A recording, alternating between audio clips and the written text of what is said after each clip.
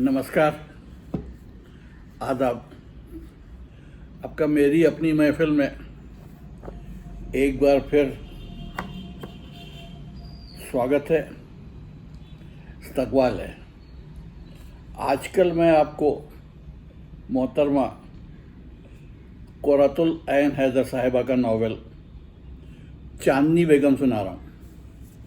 आज इसकी 9वीं किस्त सुनिए। 9वीं किस्त। नदी के पुल पर ट्रैफिक की भीड़ थी। अरे, सूरज अचानक पानी में डूब गया, जैसे किसी ने पीछे से धक्का दिया हो। चांदनी ने कहा, उन सब ने तुम्हारे साथ बड़ा अजीब सलूक किया। ताज्जुब है, ये तो बड़े मुहज़्ज़िब लोग हैं। लोग खुद कुछ नहीं करते, ज़माना अच्छा बुरा सलूक करवाता है। आपने एक बार टेलीफोन तक नहीं किया। मैं किस बूते पर उनसे करती? आप शायद अपनी बीवी से डरते हैं। तो वो गहने मेरे यहाँ रखवा जाती। चांदनी ने नकाब दुरुस्त की। अब ये बुर्का तय करके रखो, ये जफ़रपुर नहीं है। नकाब की कैप उतार ली। ताज़ा हवा चेहरे पर लगी, जान में जान आई। शौक से बाहर का नज़ारा करने लगी। तुमने यहाँ कुछ सैर वैर की? 3 कटोरी हाउस से कदम नहीं निकाला। हम रानी साहब को खरी खरी सुना कर आ रहे हैं। खैर, 3 महीने पनाह तो उन्होंने मुझे ही दी। कंबर मियाँ ने शादी के मुतालिक कुछ न पूछा। बुखार की वजह से चांदनी की आवाज़ में इतनी नकाहत थी कि टेलीफोन पर उनकी पूरी बात समझ ही ना सके थे। वो भी खामोश रही। विकी नज़र नहीं आए। नैनीताल अभी से? अच्छा, बर्फ़ देखने। वो इस किस्म का काम बहुत करते हैं। तुलुए सूरज का मुताला, दौरे ख़ज़ां का मुशाहिदा, फूलों से व्यवहार। बागो बहार आदमी है। थोड़े से क्रैक नहीं है? अरे नहीं भाई, महज बेइंतहा हिस्सास और शायर मिजाज। तकसीम के ज़माने में उस सब कॉन्टेंट में जो खूनरेज़ी हुई थी, उसने उनका दिमाग हिला दिया था। रफ्ता रफ्ता ठीक हुए। हमारे दिमाग का भी यही हशर होता। अगर हम मोटी खाल वाले सिपाही आदमी हालात सुधारने का आज़म लेकर मैदान में कूद न पड़ते, तन मन धन से डट गए और डटे रहेंगे। विकी भी दरअसल इनकलाबी जहन रखते थे, मगर तुमने उनके यहाँ का माहौल देखा, उसमें वो मिसफिट थे। हमने अपने घर की फ़िज़ा अपने ख़यालात के मुताबिक बना ली। विकी ऐसा ना कर सके। नैनीताल अकेले गए हैं? नहीं, बॉबी के साथ। अरे खुदा खैर करे। उनके दोस्त कोई ठाकुर हैं, नारायण बख्श सिंह। जी हाँ, वही। वो भी अपनी फैमिली के साथ विकी मियाँ के हमरा गए हैं। तब तो ठीक है। वहाँ लाला काली चरण भी तो होंगे, कदीम वफादार। ठाकुर नारायण बख्श सिंह के बहनोई रघुवीर प्रसाद सिंह हमारे यारे जानी हैं। ये फ्यूडल नेटवर्क पुश्तैनी वफादारियों पर कायम था। हमारी जनरेशन तलक ही बाकी रहे। वो घर जाने के बजाय यूनिवर्सिटी रोड पर उतर गए और कार की रफ्तार आहिस्ता कर दी। ज़रा हवाखोरी कर लें। घर पर तो कोतवाल बैठा होगा। फिर विकी का तस्करा करने लगे। बॉबी हमारे हम उम्र है, लेकिन दोस्ती हमारी बड़े भाई जैसी ही है। वो बहुत ही गैर मामूली किस्म के आदमी हैं चांदनी, और एक सच्चे ह्यूमनिस्ट। हमें उनकी तरफ से बड़ी फिक्र रहती है, किस तरह उनकी ज़िंदगी रायगा जा रही है। तुमने उनका घराना देखा, सब फजूल जाली किस्म के इंसान। सिवाय उनके वालिद के, जो बेहद नफीस आदमी हैं लेकिन बेअसर, और सफ़िया बोगस, रूमान परस्त, वो तो आपके लिए बैरागन बन गई। वाकई ऐशो आराम वाफर है, क्या करें, एक रोमांटिक कर भी सही। ये जो गरीब लड़कियां दिन भर स्कूलों में जान खपाती हैं, दफ्तरों में क्लर्की करती हैं, उनके पास ऐसी रूमान परस्ती की फुर्सत नहीं।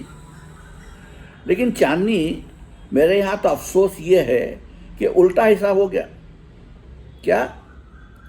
हमारी बीबी इन्हीं जद्दोजहद करने वाली बेनवा लड़कियों में से थी। हमारा ख्याल था हमारी कॉमरेड साबित होंगी, मगर ना जाने क्यों वो सफ़िया सुल्ताना टाई बन बैठी। गालिबन गुज़िश्ता महरूमियों की तलाफ़ी करना चाहती हैं। अरसे के बाद उन्हें एक हमसुखन मिला था, एक ऐसी हस्ती जो उनकी मरहुमा माँ की नाम लेवा थी। वो दिल की भड़ास निकालना चाहते थे। तुम बड़ी होशमंद लड़की हो, आपने ज़रा सी देर में कैसे अंदाज़ा लगाया? कंबर मियाँ ने अपने सर की तरफ इशारा किया। बुद्धि और जर्नलिस्ट का तजुर्बा। 3 महीने तुमने उन लोगों के यहाँ मुसीबतें झेली, मगर हमें फ़ोन न किया। मजबूरी जब हद से गुजर गई तभी आज बुलाया। तुम्हारी जगह कोई और हमारी मदद की हकदार परेशान हाल लड़की होती तो हमारी जान को आ जाती। हम उड़ती चिड़िया के पर गिनते हैं, बस एक ही बार धोखा खा गए। अच्छा अब तुम हमारे यहाँ रहोगी। ज़रा करीने से बेला को समझाती रहना। उनकी शॉपिंग का जुनून हमारे लिए एक प्रॉब्लम बन गया। मुमकिन है आप उनको ज़्यादा वक्त ना देते हो। फालतू वक्त हमारे पास है कहाँ। 3 हफ्तावार रिसाले छाप रहे हैं। उनसे कहा टाइपिंग ही सीख लें। वो लेटी मिल्स एंड बून पढ़ती रहीं। फिर दरअसल चंद महीने पहले उनको एक भारी सदमे से दो चार होना पड़ा। इस वजह से हम भी तरह दे गए। अब तुम ही ज़रा उन्हें समझाना। अम्मी जी ने बतलाया था कि तुम साइकोलॉजी पढ़ाती थी। बेला बेचारी की तालीम मामूली है, अलबत्ता स्लम विज़डम बहुत रखती हैं। हम यही तज्जिया करके खामोश रहते हैं। हमें बेहद खुशी है कि तुम हमारे घर चल रही हो। चांदनी घबरा गई, फौरन बात का रुख तब्दील किया। जिस तरह आपने बेला के मुतालिक तज्जिया किया, सफ़िया के बारे में भी मारूजियत बरती है। मुमकिन है ये महज रोमांटिक कर्व न हो, सचमुच का इश्क हो। आप ज़रा उनके साथ ज़्यादती कर रहे हैं। इश्क, हा हा हा। बेला से शादी का फ़ैसला करते वक्त हमने भी अपने और उनके दोनों के मुतालिक यही समझा था।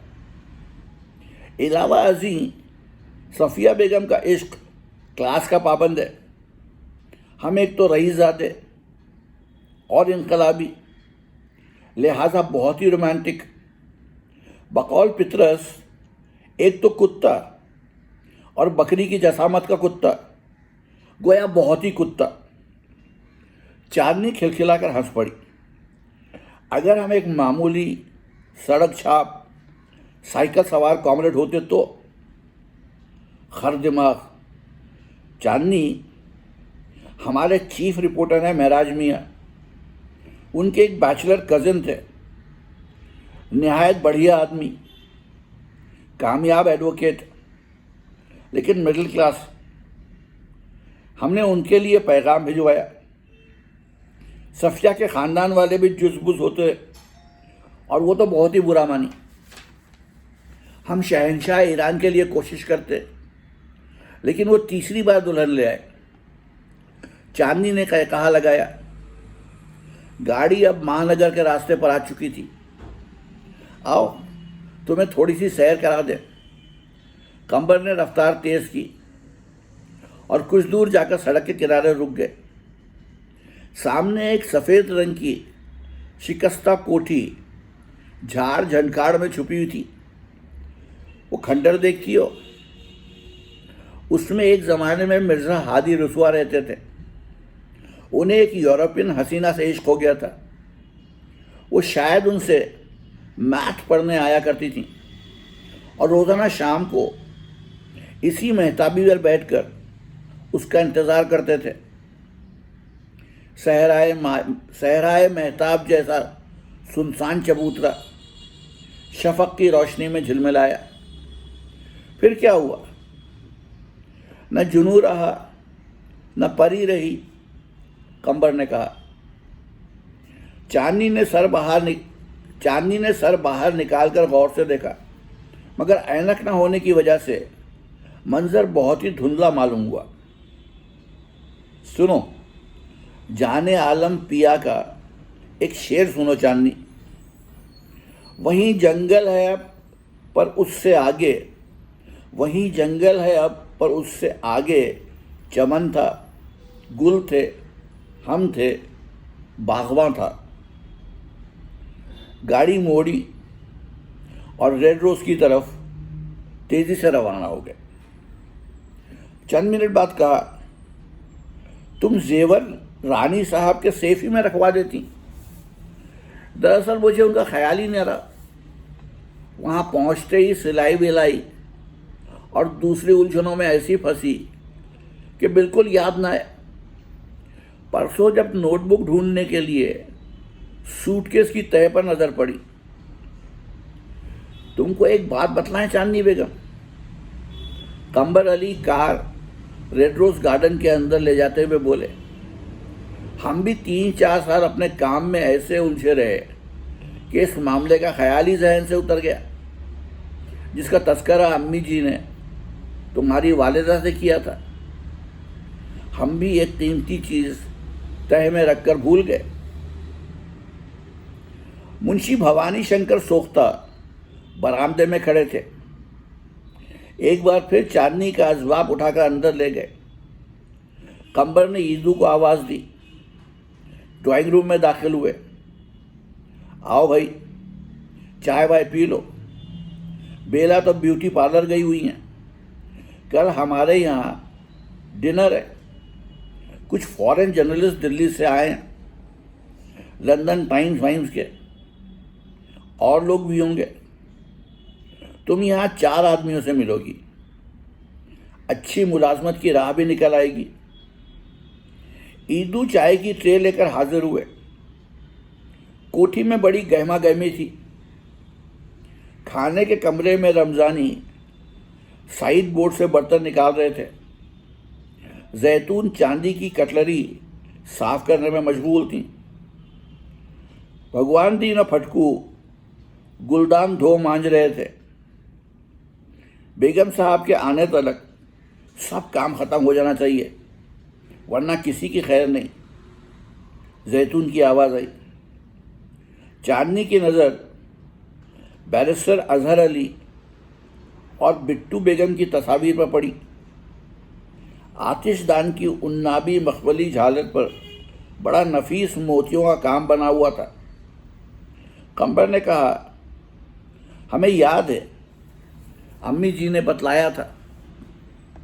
जी हाँ, ये झालर बाजी अम्मा ने बनाकर बिट्टू खाला को दी थी। चाय की प्याली रखकर चांदनी ने फिर फरियाद की, हमारी ऐनक ही टूट गई। अजीब लिचर लड़की है, वही एक रट। अरे भाई, कहे तो रहे कल सुबह बनवा देंगे। अब तुम जाकर आराम करो। बुखार कैसा है? मुंशी जी चंद कागजात लेकर अंदर आए। भवानी चचा, बिटिया को उनके कमरे का रास्ता बतला दीजिए। शुक्र है बेला ने अब तक उसे ब्रेकफास्ट रूम में कन्वर्ट नहीं किया, वरना तुमको सामने वाली बुर्जी में रहना पड़ता। वो सोफे से उठी। मुंशी जी के साथ अंदर गईं। गैलरी के दरवाजे पर पहुंचकर सोख्ता ने कहा, वो बरामदे का आखिरी दरवाज़ा मेहमान कमरा है, सीधी चली जाइए, आपका सामान वहाँ रखवा दिया है, कोई काम हो तो जैतून को बुला लीजिएगा। शुक्रिया मुंशी जी। आगे बढ़ी। कोई चीज़ बिल्कुल साफ नहीं सुझाई दे रही थी। बरामदे में 3 दरवाजे खुलते थे, बस पर एक ही वजह के दबीज रेशम के फूलदार पर्दे से आवेज़ा आखिरी दरवाज़ा समझकर एक पर्दा सरकाया और अंदर गईं। सामने एक मसहरी नजर आई। 3 दिन के बुखार की वजह से शदीद नकाहत महसूस हो रही थी। अंदर जाते ही बिस्तर पर गिर गई। ये कमरा भी कितना दिलकश और सुहाना था। सिरहाने बिलोरी गुलदान में गुलाब महक रहे थे। आंख लग गई। थोड़ी देर बाद कंबर अंदर आए। देखा साहबजादी उनकी मसहरी पर आराम कर रही हैं। समझ गए ये सब ऐनक टूटने का फसाद है। हंसी आई। वापस जाने वाले थे कि दरवाजे में बेला से टकरा गए। ये भी बड़ी टिपिकल सिचुएशन थी। शौकिया ड्रामा, स्टेज वाली खिसियानी सी हंसी हंसे। बेला ने अपना बैग मसहरी पर जोर से फेंका। कंबर ने सहम कर सोचा, ये ऐलान जंग है। चांदनी घबरा कर उठ बैठी। फिर आदत के मुताबिक पलंग के नीचे हाथ बढ़ाकर ऐनक टटोली। दफतन सूरत हाल उन पर रोशन हुई। अल्लाह रहम करे। उन्होंने जोर से कहा, आमीन। बेला ने जहर खंद किया। वो आहिस्ता से उठी। ज़ोफ़े बसारत की वजह से रबड़ के गुलाबी चप्पल गुलाबी कालीन पर दिखलाई न पड़े। टटोल कर ढूंढा, गेस्ट रूम किधर है। बेला खामोश रही। कंबर जान बचाकर रफू चक्कर हो चुके थे।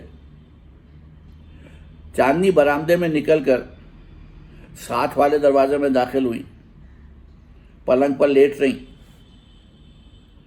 कुछ देर बाद उठकर कमरे का जायजा लिया। हर चीज़ करीब जाकर देखने लगी। बेशकीमत सामान, सुनहरी धारियों वाला पुराना फ्रांसीसी फर्नीचर, बढ़िया पर्दे। बिट्टू खाला इतनी अमीर थी। साफ शफाफ बाथरूम, खिड़की में शफाफ सफ़ेद झालरदार पर्दे, ताक में गुलदान, उसमें गुलाब का एक फूल बड़े आर्टिस्टिक अंदाज से सजा हुआ था। बेला के सुगड़ापे की कायल हुई। और वो इस घर की मालकिन भी तो है, खातून खाना। आंसू बहने लगे। मुंह पर पानी के छपक्के मारे। वॉश बेसिन के आईने के बहुत करीब चेहरा ले जाकर अपनी शक्ल देखी। अच्छी खासी तो थी। अगर बेला की तरह घंटों ब्यूटी पार्लर में बैठी रहती तो मैं भी। खैर, जिंदगी किसी तरह कट ही जाएगी, मगर कैसे कटेगी? कंगली और बेघरी। वापस आकर मसहरी पर बैठ गई। नफीस पलंग पोश पर हाथ फेरा की। 8:30 बजे ईदू ने बरामदे में आकर आवाज़ दी, बिटिया आइए, खाना लग गया। 3 माह तक बावर्ची खाने की पीढ़ी पर बैठकर खाना खाते खाते मेज़ कुर्सी भूल ही गई थी। खैर, जफरपुर में दादा मियाँ के मरने के बाद कौन से डाइनिंग टेबल सजते थे। अब्बा के फरार के बाद तो बाजी अम्मा ने जैसे तैसे करके 2 वक्त की रोटी मुहैया की। पलंग के पास एक खुरदरी मेज़ पर रिकाबियाँ रखकर माँ बेटी खाना खाती। उसी मेज़ पर किताबें रखी थी। उसी कपड़े पर इस्त्री किए, उसी पर कपड़े इस्त्री किए। डिनर टेबल पर खामोशी तारी रही। बेला बिल्कुल चुप थी। चांदनी ने सोचा, आज इस औरत ने अपना असल रंग दिखाया। कंबर बीवी के इस घटिया बर्ताव की वजह से बेतरह खिफ़त महसूस कर रहे थे। अब वो किस मुंह से 3 कटोरी हाउस वालों की बद अखलाकी की शिकायत कर सकते थे? उन्होंने गुफ्तगू की सही की। जफरपुर में कैसा मौसम रहता है? ऐसा ही रहता है, गर्मियों में गर्मी, सर्दियों में सर्दी। पहाड़ बहुत नज़दीक हैं, सर्दी तो ज़्यादा पड़ती होगी। जी हाँ, हम तो बस 1-2 बार ही गए, बचपन में अम्मी जी के साथ। हमारे मामुओं के मुताल्लिक कुछ इत्तला है? जी नहीं। अगर वो लोग जफरपुर में मौजूद होते तो मैं कॉलेज प्रिंसिपल के घर से उन्हीं के यहाँ चली गई होती। मैं बिल्कुल इंतहाई मजबूरी के आलम में यहाँ आई और मुझे अफसोस है कि इस वक्त आप लोगों को जहमत दे रही हूँ। अगर मेरे जेवर चोरी ना हुए होते तो मैं... अरे बेवकूफ़ी की बातें मत करो। जहमत कैसी? तुम्हारे लिए बहुत जल्द कोई अच्छा इंतज़ाम हो जाएगा। कंबर ने जवाब दिया। यहाँ आराम से रहो, तुम्हारी खाला का घर है। वो फिर हंसे।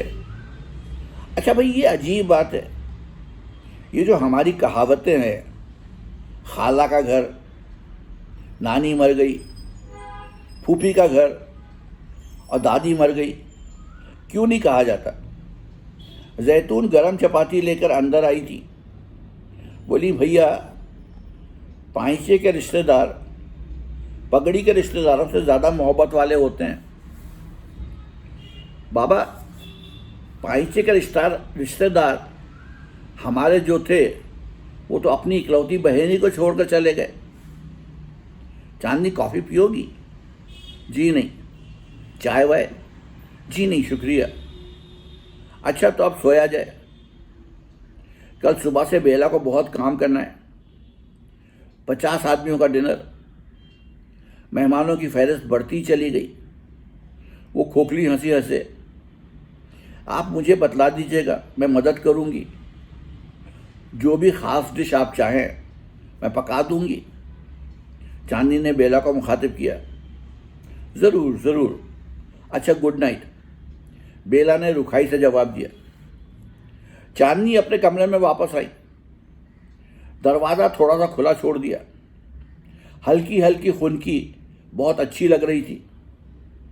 बिस्तर पर बैठी, भारी चीनी पलंग पोश हटाया, अतलसी लिहाफ के गुलबूटे मुलाहिजा किए, बर्फ ऐसी चादर, मुलायम ऊंचे ऊंचे विलायती तकिए। ऐसे पलंग पर जिंदगी भर न सोई थी। दादा मियाँ खुशहाल थे, मगर ये विलायती साजो सामान उनके यहाँ नहीं था। है, टूथपेस्ट और ब्रश तो वहीं रह गया, कोठरी के ताक में। अब जाकर बेला से टूथपेस्ट मांगू? हरगिज नहीं। उनका बेडरूम नज़दीक ही था, जहाँ शामते आमाल पहले जा घुसी थी। अल्लाह, कल ही नई ऐनक बन जाए। बाथरूम से वापस आकर लिबास तब्दील किया, पलंग पर बैठी। कैसा मुलायम आरामदेह बिछौना। अल्लाह शुक्र है तूने मुझे उस टूटे दालान की खटिया के बाद ऐसा बढ़िया बिस्तर इनायत किया। बाकी दुआएं शुरू की। या अल्लाह, मेरे अब्बा जहाँ कहीं हों खुश और ज़िंदा सलामत रहें। या खुदावंद करीम रब्बुल आलमीन मेरी बाजी अम्मा को जन्नत में जगह दे। उनकी रूह को मेरी तरफ से सुकून पहुँचा, और दादा मियाँ और दादी अम्मा को भी। और मेरा कहीं बेहतरीन बंदोबस्त कर दे ताकि मैं मज़ीद दरबदर ना भटकूँ। हर जगह बिन बुलाई मेहमान। या अल्लाह। मास्टर बेडरूम से तकरार की आवाज़ें बुलंद हुईं।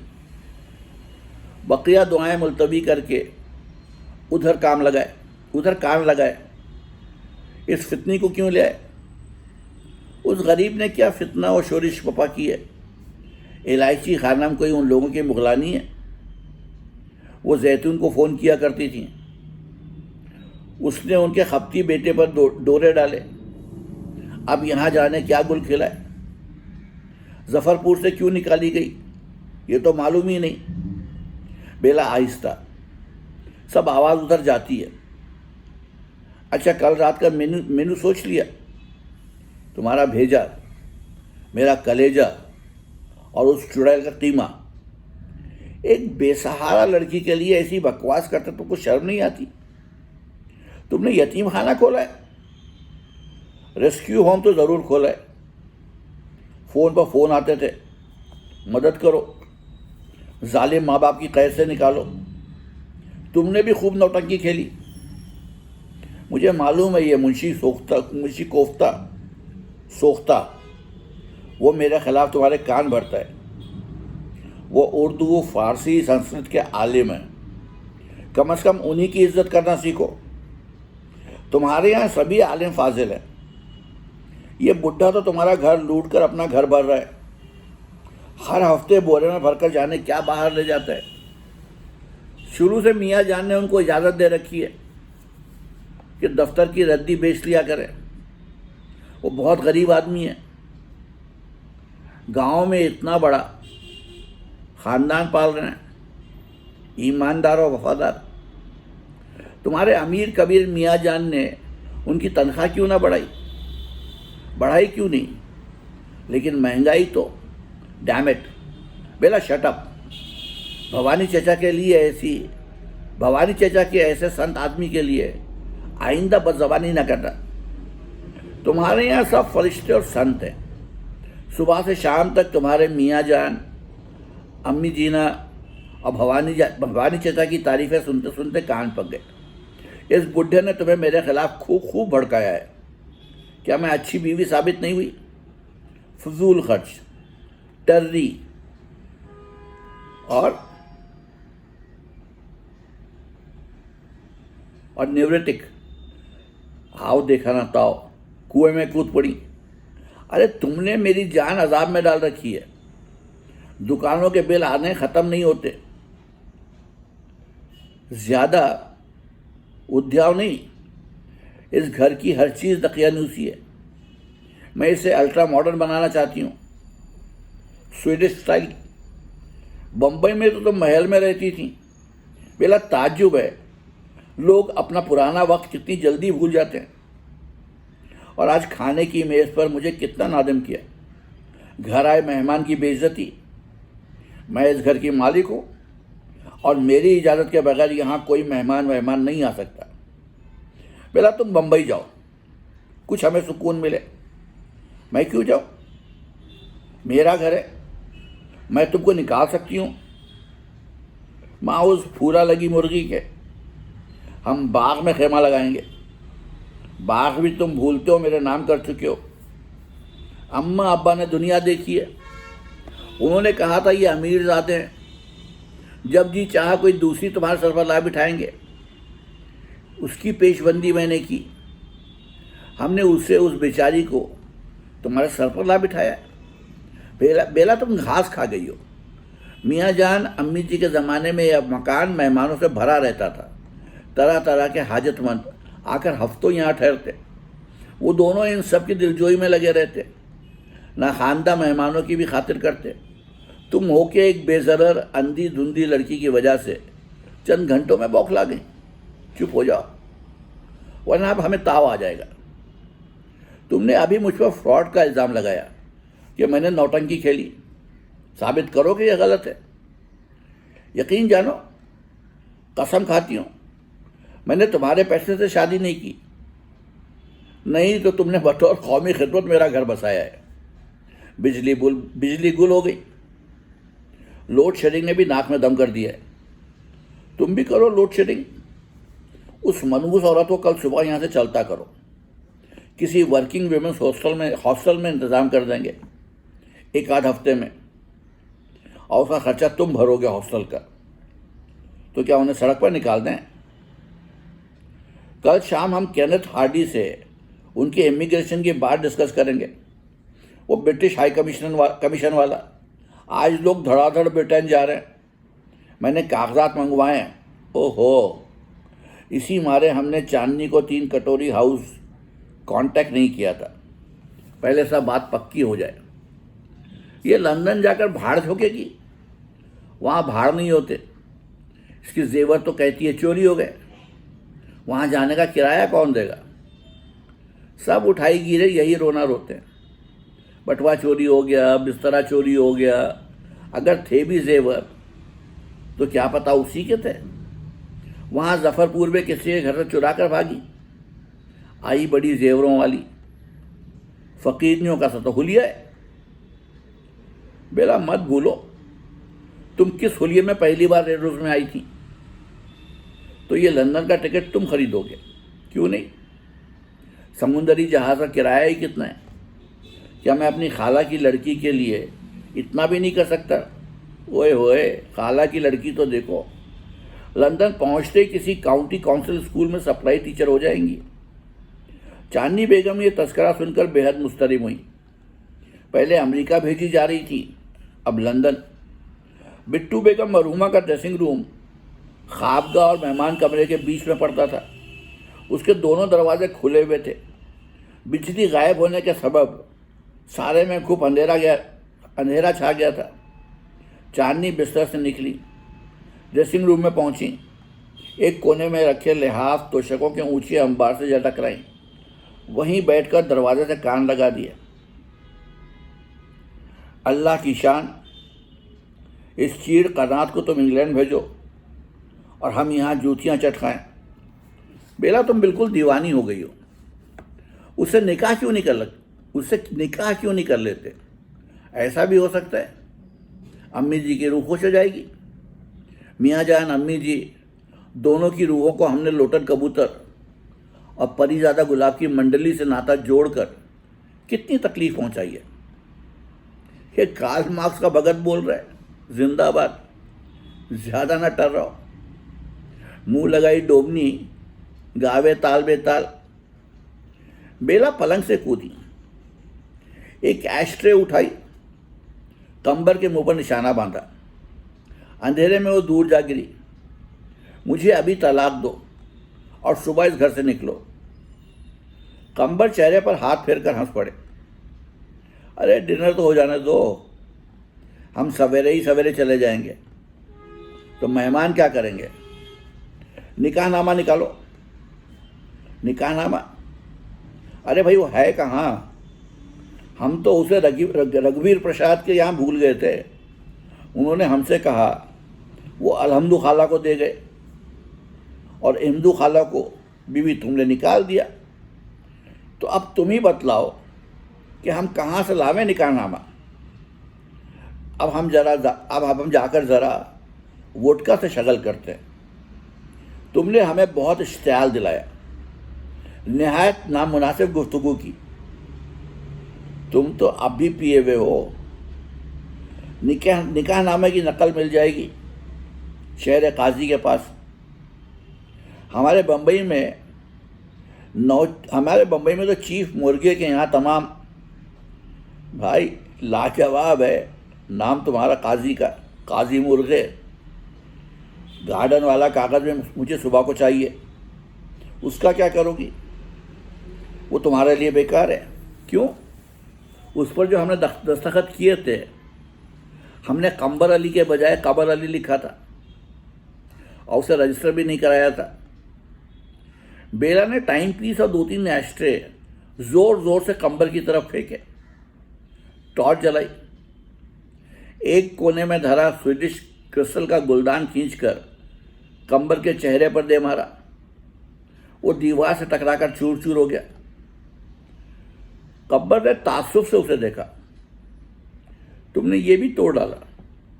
बेला रानी शोख, ये मेरी अम्मी जान का फेवरेट वॉच था। जहन्नुम में जाए तुम्हारी अम्मी जान। वो दांत पीस कर चिल्लाई।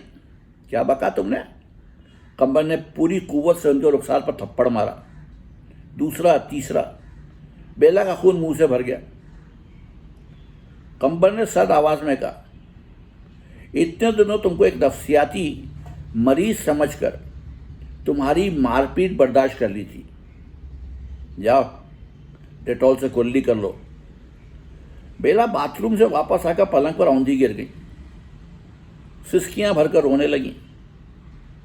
कंबर ने टॉर्च की रोशनी में गुलदान की किरचें चुनी और कमरे के बाहर चले गए। चांदनी बेगम लिहाफ के ढेर पर सुन सी बैठी रही। बेला की तरफ से बहुत मुतफक्किर थी। न जाने बेचारी के कितने दांत टूटे। इंसान के पास ऐनक ना हो या दांत ना हो तो बड़ी परेशानी हो जाती है। ये तो वाकई चार चोट की लड़ाई थी।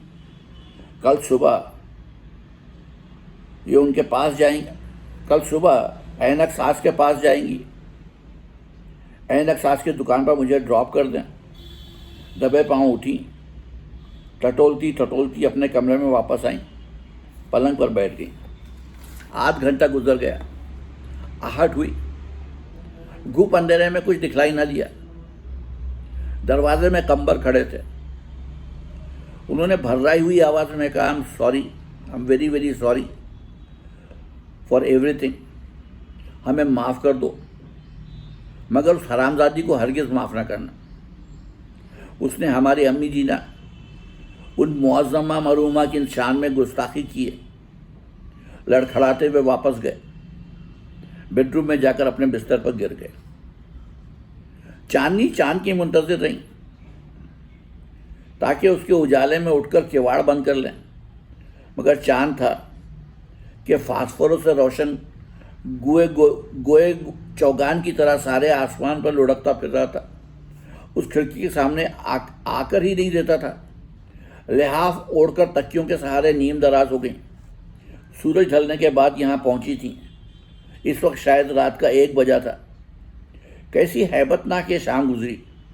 3 कटोरी हाउस में क्या कम हैबतनाक शामें गुजरी थीं। हल्कान सी लेटे लेटे सुस्ती के साथ चांदनी ने पूरी जिंदगी का रिव्यू करना चाहा। कभी कभी अच्छे दिन भी आए थे। हमेशा ऐसी भयानक जिंदगी थोड़ी थी। दादा की कोठी, हर तरफ रंगी रंग, नीली चट्टानें, कासनी बजरी, हरी धूप, सुरमई दीवारें, गुलची और गुले मखमल के गुच्छे, चचाजाद बहन भाइयों के साथ खेल कूद, दादा दादी के लाड प्यार, अपनी जीप गाड़ियों में बैठकर रोज़ पहाड़ पर जाया करते थे। बहुत अच्छी ज़िंदगी थी वो। और इसके अलावा इसके अलावा तकलीफ़ें, अलबत्ता इम्तिहानात पास करने की खुशी तो बहुत होती थी। और उसके अलावा और क्या, और कोई सुनहरे दिन थे। नींद की झपकी आई। दादा मियाँ की आवाज़ सुनाई दी, मियाँ नूर पोस्ट में सलाम करने आ गए चांदनी बेटे, जागो नमाज पढ़ो। वो फ़ौरन उठ बैठी। दादा अब्बा, आदाब। जवाब में खामोशी और अंधेरा। मास्टर बेडरूम से कंबर के खर्राटों की आवाज़ आई। सो गए बेचारे। कैसे नेक आदमी हैं और क्या कहरनाक बीवी मिली। बिजली अब तक नहीं लौटी और चांदनी अंदर कैसे आएगी। खिड़की पर तो पर्दे पड़े हैं। उनकी डोरियां जाने कैसे खींचते हैं। कोई तरीका है। एक इंग्लिश पिक्चर में देखा था, स्याह फ्रॉक, सफ़ेद एप्रन, सफ़ेद टोपी पहने मेड ने आकर पर्दों की सुनहरिया डोरी सरसर खींची। उजाला हो गया। अंधेरे में डोरी भी नज़र नहीं आएगी। बाथरूम कैसे जाऊं। इंग्लैंड के मकानों में भी कमरे ऐसे ही सजे होते हैं जिसे बिट्टू खाला ने यह कमरा सजाया था। सारा रेड रोज़ किसी पुराने अंग्रेज़ का सा घर मालूम होता था, चार्ल्स डिकेंस के नॉवेल की तस्वीरों जैसा। अल्लाह कंबर को अजर दे।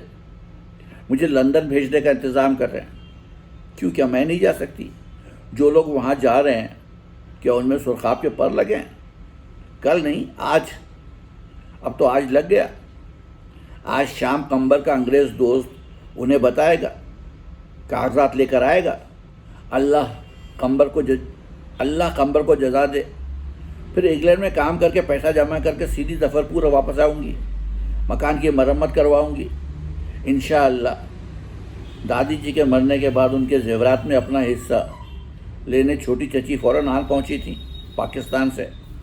है भाभी, आप अब तक इसी खंडर में बैठी हैं। बाजी अम्मा ने कहा, दुल्हन तुम्हें मेरे हालात का इल्म तो है। और उनकी नखरे से पिटी लड़कियां, अह चांदनी आपा, किस तरह आप ऐसी सड़ियल जगह रहती हैं। बाजी अम्मा ने कहा था, तुम भी इसी मकान में पैदा हुई थी। अपने पहने हुए चमकीली जापानी रेशम के कपड़े सूटकेस भरकर मेरे लिए लाई थी। आपा, ये नई रिस्ट वॉच भी ले लो, ये सैंडल भी ले लो। हम तो और चीज़ें भी ले आए, मगर कस्टम का प्रॉब्लम था। फिर सज्जू भाई कहने लगे हम तो बस पर सफ़र करते नहीं, दिल्ली एयरपोर्ट ही से जफ़रपुर आने के लिए टैक्सी कर ली, रास्ते में कई जगह चाय खानों पर रुके, ग्लासों में चाय पी, इतनी मक्खियाँ, ऐसे अनाप शनाप लोग, और चाय खानों के सामने वो बिछी थी, उन्हें क्या कहते हैं, वो रस्सियाँ सी बटकर, स्ट्रिंग बाजी अम्मा ने कहा, स्ट्रिंग कॉट। जी हाँ वही। बाजी अम्मा ने कहा बेटे तुमने ये खाट पहले कभी नहीं देखे, तुम तो यहाँ से अच्छे खासे 16 साल के गए थे हाई स्कूल करके, और बेटे तुम्हारे यहाँ गांव कस्बों के रास्तों में ऐसे चाय खाने नहीं होते। अल्लाह कैसी छिचोरी बातें करने लगे थे वो सब। फिर वज्जू मियाँ नहाने के लिए उठे। खैर वो तो यहाँ से छोटे से गए थे, नल खोलकर बोले बड़ी अम्मा आपके यहाँ running hot and cold water भी नहीं है। बाजी अम्मा ने फिर नरमी से कहा था बेटे हम्माम में बाल्टी मग्गे रखें, जाकर नहा लो। तो वो बोले अच्छा बाल्टी मग्गे। बाजी अम्मा ने चुपके से कहा था चांदनी इन लोगों को क्या हो गया, चची ने ये भी तो फरमाया था। अरे भाभी जान आप तो लालू खेतियों की तरह रहने लगी, और हमारे यहाँ से अब लालू खेती भी इंग्लैंड अमेरिका जाकर करोड़पति हो गए। बाजी अम्मा ने पूछा था लालू खेती कौन? जमाई ली। या अल्लाह अब नींद आ जाए, कुछ देर में सवेरा हो जाएगा। दादी के गहनों में से आधे से ज़्यादा चची बटोरे ले गई। मेरी 3 लड़कियां हैं, ये भी दे दीजिए, अलीबन की जोड़ी भी दे दीजिए। आजकल पहुँचों के जेवर कौन पहनता है, ये बेचारी चांदनी अलीबन कहाँ पहनेंगी। मैंने तुड़वा कर 2 अदद छपके बनवा लूँगी। बाजी अम्मा चुप बाद में कहने लगी तो क्या उनसे जाहिल औरतों की तरह काएँ लड़ती। बाजी अम्मा मरी, ताज़ियत तक का ख़त न लिखा, और जो बच गए थे जेवर, अल्लाह तूने मेरे गहने क्यों चोरी होने दिए। आंसू फिर रवा हुए। या अल्लाह तू कायनात को असर नौ बना, सारे मामला दुनिया के जो बिगड़ गए हैं अल्लाह तो बिल्कुल शुरू से शुरू कर दे, ताकि एक बार फिर से आदमी ठीक हो जाए। सारे इंसान सरबमोहर लिफाफे हैं, कोई एक दूसरे के मुताल्लिक कुछ नहीं जानता। बंद पार्सल, दम पुख्त हांडियाँ, कुछ पार्सलों के अंदर टाइम बम रखे, हथेली से आंसू पोंछे, गले में पड़ी कोहरबा की हौल दिली को छुआ, न कंबर न विकी। खैर अल्लाह जो करता है हमारी बेहतरी के लिए करता है, उसकी मसलहत वही जाने। खुदावंदे करीम तेरा लाख लाख शुक्र है, तूने मेरा इंग्लैंड जाने का यकीनन बंदोबस्त कर दिया, और तूने मुझे ऐसा नर्म नफीस बिस्तर सोने को इनायत किया। वो लिहाफ को सर से ओढ़कर इस तरह बैठ गईं जैसे चिड़िया घोंसले में बैठ जाती है। सुकून, एहसास तहफ़्फ़ुज़ का इत्मीनान, क़नात, तशक्कुर।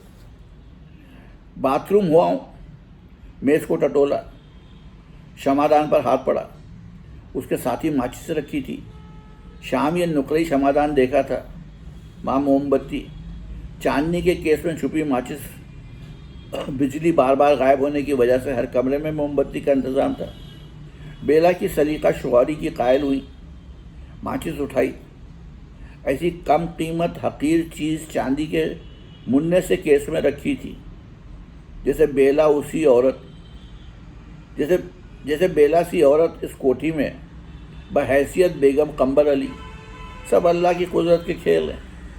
अंगूठे से खिसका कर डिबिया निकाली, एक दिया सलाई रगड़ी, वो फ़ौरन बुझ गई। उस क्रिसमस स्टोरी का ख्याल आया, वो गरीब बच्ची जो महल की दीवार के बाहर गिरती बर्फ़ में दिया सलाई रोशन करके राहत और सुकून का तस्वुर करती थी। अटकल से शमादान उठाकर दूसरी माचिस जलाई, वो भी बुझ गई। चश्मा टूटने के बाद दिन की रोशनी ही में कम सुझाई देता था, अब तो बिल्कुल ब्लाइंड एज अ बैट। खुदा ना करे जो मैं ब्लाइंड एज अ बैट हूँ। तीसरी रगड़ी, वो जलती हुई हाथ से छूटकर लिहाफ पर गिरी, शोले भड़के। सफ़ेद तकिए पर सफ़ेद मोमबत्ती गिर पड़ी, जो उनको सुझाई ना दी, वो भी जल उठी। आग तेजी से फैलती चली गई। लिहाफ का आशियाँ भड़क उठा। हवा के जोर से दरवाजे और खिड़की के पट वाह हुए। कमरा आग से भर गया। मुश्तैल अजदहों के मानंद सरसराते फुंकारते शोले पल की पल में बिट्टू बेगम के ड्रेसिंग रूम में जा घुसे, जहाँ बेला ने 3 माह कबल इस कदर तहक्कुम से और अलहम्दु की मुखालफत के बावजूद गब्बे तोशक वगैरह रखवाए थे। मनोहर रूई के अंबार ने फौरन आग पकड़ ली। मुख्तसर किचन में रखे गैस के सिलेंडर फटे। मास्टर बेडरूम धड़ाधड़ जलने लगा। गैस का धमाका चांदनी, बेला और कंबर की चीखों पर गालिब आ गया। आग की मुहिब कुंडलियों ने सारी कोठी को लपेट लिया। दफ्तर के कमरों में आग खुल खेली। कानून की किताबों से अटाटूट भरी अलमारियां, तीनों रिसालों के अंबार, मैगजीन, अखबारात, न्यूज़ प्रिंट के गट्ठे, फाइल सबको आतिशी झाड़ू से समेटती मुंशी जी की बुर्जी में पहुंची और रद्दी कागजात के ढेर के दरमियान बैठे छानबीन कर रहे थे। मुंशी जी उठकर भागने की कोशिश की, मगर उर्दू फारसी किताबों से लदी शोला ज्वाला अलमारी उनके ऊपर गिरी और वो उसके नीचे दबकर रह गए। नवल किशोर प्रेस की नायाब उर्दू किताबें और उर्दू रस्मुल ख़त में छपी धार्मिक मजबूआत, शेख अज़हर अली मरहूम की ख़ानदानी दस्तावेज़ों का बस्ता जो मुंशी की तहवील में रहता था, सब का सब नजर आतिश हुआ। खुद लाला भवानी शंकर सोख्ता उस कागजी चिता में भस्म हो गए। उस वक्त सुबह के 3 बजे अलहम्दु शुमाली बहराइच के मौज़ा इमामगंज में अपने छप्पर तले खाबीदा थीं। उनके यक्काबान लड़के, भतीजे, बहुएं और बच्चे गदड़ियों और छींट के लिहाफों में डूब के गहरी नींद सो रहे थे। बाहर चौड़े कच्चे रास्ते के दोनों तरफ इस्तादा 24 खंभों के बरामदों वाले खाम और पुख्ता मकानों में खाबीदा लोग अपने अपने सपने देख रहे थे। चंद दरवाज़ों के सामने घोड़े बंधे थे। चारों तरफ हरे खेतों पर कोहरा मंडरा रहा था। अलहम्दु ने सोते में देखा जैसे सरकार और बड़ी बेगम कोहरे में से निकल कर आए हैं और उनके सिरहाने खड़े ज़ोर ज़ोर से चिल्ला रहे हैं, इमदू इमदू, मेरे बच्चे को बचाओ, मेरे बच्चे को बचाओ, भवानी शंकर को बचाओ। वो बौखला कर उठ बैठी। तराई की बड़ी सर्द रात थी। बड़े लड़के को जगाकर चिल्लाई, मुझे इसी वक्त बस अड्डे पहुँचा दो। अम्मा तुम बिल्कुल बौला गई हो। उसने बड़बड़ा कर करवट बदली और फिर सो गया। उठकर भतीजे के पास गई, उसे झिंझोड़ा। बस अड्डे, बड़ा बुरा ख्वाब। वो आंखें मलता उठ बैठा। फुफ्फू, तुम्हारे ख्वाबों ने नतनों में दम कर रखा है। आधी रात को कहाँ चलें?